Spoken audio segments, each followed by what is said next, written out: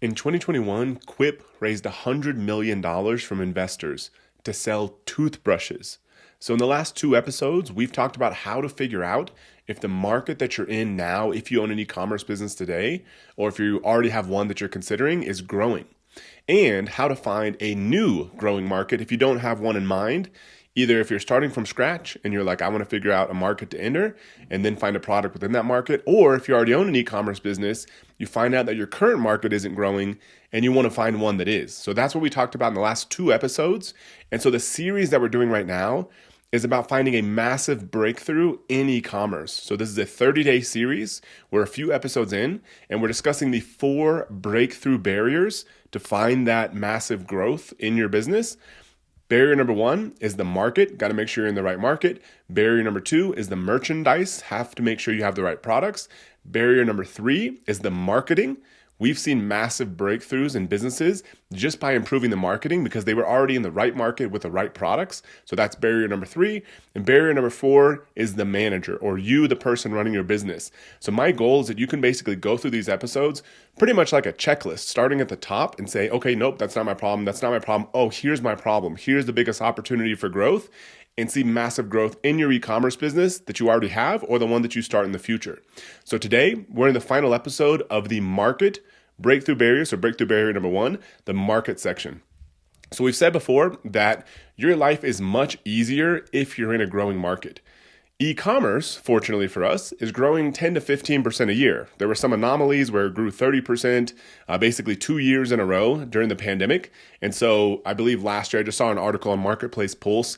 They said that 2023, it'll probably grow like 7.5%, but it's coming off of 30% plus years. If you look before then, it was basically 15% a year. So I think an e-commerce growth rate of 10 to 15% a year is reasonable. And so you're good. Overall e-commerce, if you're in that kind of business, you're in a good spot.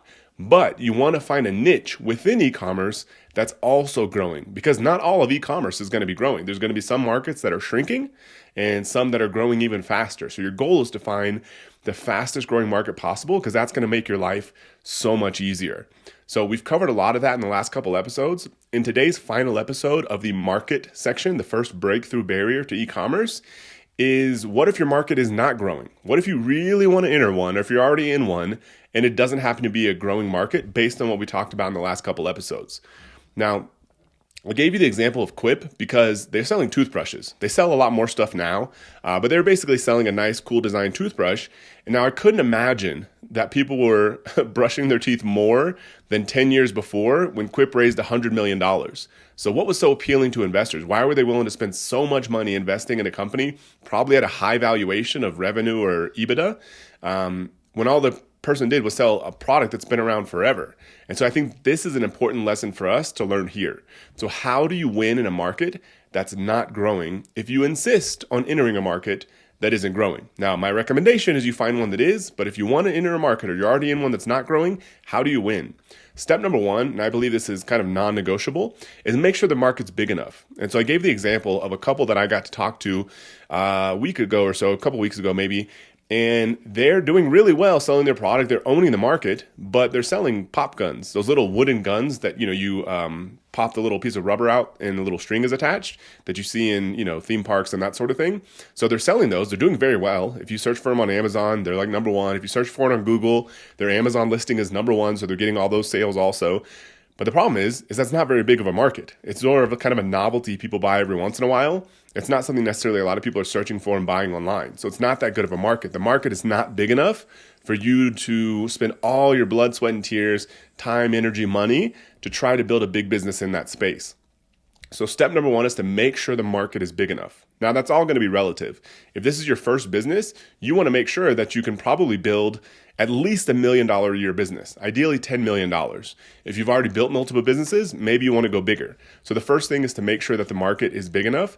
One way to do this is to just look on Amazon, even if you don't want to sell on Amazon, which my recommendation is that you sell on Shopify first as the core of your business and use Amazon as a supplementary sales channel.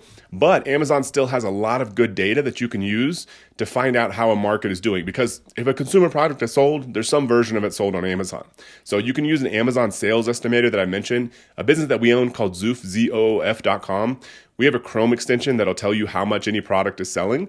Or if you want a kind of a free and quick way, if you just look for products, say you wanted to sell toothbrushes. And so I would go to Amazon, search for toothbrushes, and then I'd open, maybe 10 or 20 different listings and then see if the best sellers rank is less than 1,000 in that market, the top level category, probably beauty and personal care for toothbrushes. And so as long as you have multiple products, say 5 or more, that are all less than 1,000 bestseller rank in that category, that's a good sign. The more accurate way to do it is to use, a tool like Zoo for some of the other ones out there, but that's a good barometer. 5 products or so with a bestsellers rank of less than 1,000 in the highest level category, or you can just use an estimator tool. So step number 1 is you got to make sure the market is big enough, because if the market's not growing and it's not very big, you're going to do a whole lot of work for nothing. Because the way I see it is that, it's almost all the same work, whether you make a lot of money or a little money. You got to find a product, you got to build a brand, you got to create advertising, social media, run the business, get inventory, all that kind of stuff. You might as well do it for a bigger opportunity than a small one. So step number 1, make sure the market's big enough. Step number 2, and this kind of goes back to what I said a couple episodes ago, you have to find a unique angle in that market that you really believe offers big value versus what's already there.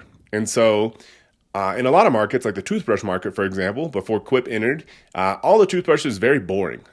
Nothing that exciting there. It's not something you'd really want to have out on your counter. They look cool. So they went and created a really new, fresh design for that product.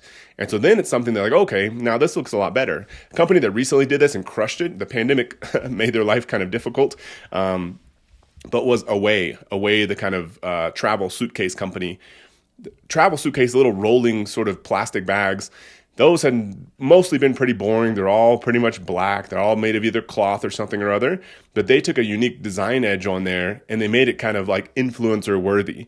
And so both of these companies, Quip and Away, absolutely crushed it in terms of growing their businesses with real sales by upgrading some very boring products to make them new and fresh. Those markets weren't necessarily growing that much. I don't think a lot more people were brushing toothbrushes. There weren't necessarily a lot more people that are all of a sudden traveling and buying suitcases. It's just those are very stagnant markets and nobody was really doing much innovation there that people cared about. And so upgrading packaging design is one way to enter a market that is kind of stagnating. Also, a better offer. And so when Dollar Shave Club was acquired, I believe by Unilever for $1 billion back in 2016, there wasn't necessarily more people shaving, but they took a very good direct-to-consumer approach, great offer for their razors. And so now all of a sudden people are like, oh, well, now there's another option than just buying these things in whatever pack quantities in a CVS or Walgreens. So they gave people a different option, different pricing structure, automated delivery so people don't have to worry about buying more of these things, running up to the store. So a better offer is another way. So if you want to enter a market that's not growing, you better have something new and fresh to offer people, either on the product side, such as packaging or design or some new features that you think people really care about, or some sort of better value proposition or pricing offer. So, there's been big companies that have entered these kind of things, such as even Berkshire Hathaway. They bought the railroad out of all businesses. You have to imagine was not growing very much. Railroad, Burlington Northern Santa Fe. So they bought them years ago because what they kind of realized is this railroad things, it's not that great of a business. It's very expensive to operate. There's not a lot of growth potential. But then they realized it kind of became like an oligopoly because all of these railroads are already laid, and it'd be almost impossible for people to be able to go and negotiate thousands of transactions to build any new railroads with individual property owners. And so then they realized, okay, this is not that growing of a market, but we kind of have an oligopoly here. There's only a few people and they basically control the entire market. So okay, maybe this is a good business. So they entered a stagnant market but found a way to win because of some interesting dynamics in that space. So people have done this. It's just not going to make your life as easy as entering a growing market that's just taking off like crazy. So you got to be aware, because if a market, just to give you an example, is declining by 10% a year, that means it gets cut in half in about 6 years. And so if you enter that market or you're already in that market and you want your sales to grow, you have to grow your sales every year just to keep from declining because the whole market is going down. And so it makes your life that much harder. It's basically kind of like running on a treadmill in reverse almost. Makes your life very difficult. So highly recommend you enter a market that is growing like we talked about in the last couple episodes. But these are a couple ways that if the market you're entering is not growing, you could actually still win. So step number 1, make sure it's big enough. find that out with some Amazon estimator tools, or just using the sort of BSR trick we talked about here, bestsellers rank. Step number 2, do something unique on the product side, the packaging side, the design side, or the offer side. If you're going to enter with the same products everyone else has in a declining market, it's going to be almost impossible to succeed. So you almost have to work harder. Doesn't mean it's impossible, but you're going to have to work harder to make that work. So the next breakthrough barrier we're going to talk about, we're actually going to start tomorrow, which is merchandise. I believe this is one of the biggest opportunities for people that own e-commerce businesses or are building e-commerce businesses that didn't matter so much 5, 6, 7 years ago when you could just win with just marketing. Now you have to win with the right products. And I see so many businesses, e-commerce businesses that I've coached that are in our mastermind, that they get stuck because they have products that used to work but don't anymore. And so we're going to get into all of that starting tomorrow when we get into the merchandise section of this series. So you're going to learn why even multi-billion-dollar companies such as Coca-Cola, Monster Beverage, can't stand still when it comes to their products, and why we can't either if we want to build amazing e-commerce businesses. So if you want all these episodes, especially the series that we're working on right now, 100% for free, subscribe on your favorite podcasting platform or subscribe to my YouTube channel. You can just search on YouTube, Matt Clark, and you'll find me there. And I'll see you tomorrow.